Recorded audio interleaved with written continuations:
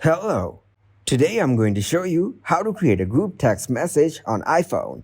Let's start. First, open your messages on your iPhone. Now tap on the Compose button on your top right corner.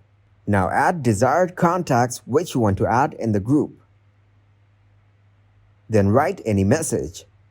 After that, tap on Send.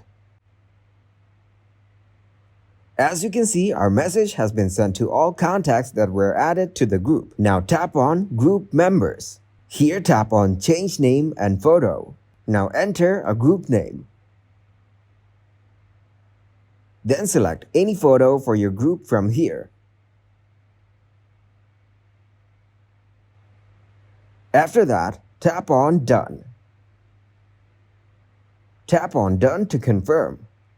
Now tap on A and swipe left to access more options. Then tap on Camera icon. Here you can take a picture to upload to your group.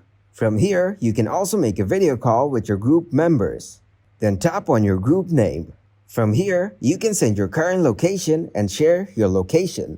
Give this video a huge like and subscribe to get more helpful videos like this. At Explain Me How, we're solving new problems every day.